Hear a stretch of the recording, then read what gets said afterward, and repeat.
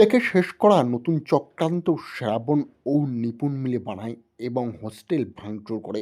বন্ধুরা, বিবির চলন্ত পর্বে আমরা দেখব যখন বিবি তার হাজবেন্ডের জন্য রং খেলবে বলে সমস্ত কালার্স নিয়ে যায় এবং নিপুণ ও শ্রাবণ ডিল করে, বলে রাস্তা থেকে সরিয়ে দিলে তো যা লাগবে নিপুণ আমি দিয়ে দেবো, তোর মন্টু কিচ্ছু করতে পারলো না, তুই যদি এই ছুরি নিয়ে গিয়ে ওকে খালাস করতে পারিস তাহলেই গেম চেঞ্জার। এবার কিন্তু আমাদের হোস্টেলটি বানাতে হবে। তারপরে নিপুণ বেরিয়ে যায় আর শ্রাবণ বলে, আজ তোকে মরতে হবে বিদ্যা, তুই আমাকে অনেক জ্বালিয়েছিস, মান সম্মান হেট করেছিস। অপরদিকে বিদ্যা তার হাজবেন্ডের কাছে একে অপরের সামনে দাঁড়িয়ে রং খেলতে থাকে। বিদ্যার জীবনে না পাওয়া সমস্ত রং যেন এক নিমেষে ফেরত চলে আসে রীতির সময়। সে বলে, আমি আজ পর্যন্ত কোনোদিন হোলি খেলিনি, তুমি আজ আমার জীবনে প্রথম হোলি খেলতে ডাকলে, আমি সেটা না করতাম কি করে।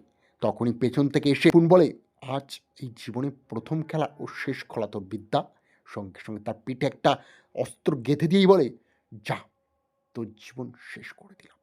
প্রফেসর বিদ্যা মাটিতে লুটিয়ে পড়ে এবং সে চোখের জল টপ টপ করে লাল আবিরের ওপর বিচ্ছিন্ন হয়ে যায় এবং হৃদ সেই অবস্থা থেকে ভেঙে পড়ে।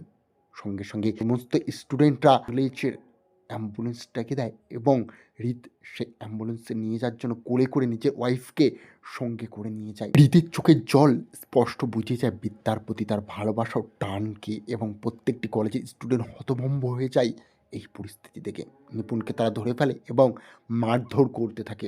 আর কলেজ থেকে সঙ্গে সঙ্গে নিয়ে বেরিয়ে যায় হৃদ তার ওয়াইফকে এবং বলে, তোমার কোনো ক্ষতি হতে দেবো না, আমি আছি, তোমার কিচ্ছু হলে আমি পৃথিবী ধ্বংস করে দেবো। উল্টো থেকে নিপুণ বলে, আমার গায়ে যদি এই কলেজের কেউ হাত দেয় প্রত্যেকটাকে মরতে হবে, নিজের জীবন হারাতেই হবে, বিদ্যাকে যেভাবে শেষ করেছি তোদেরকেও শেষ করব।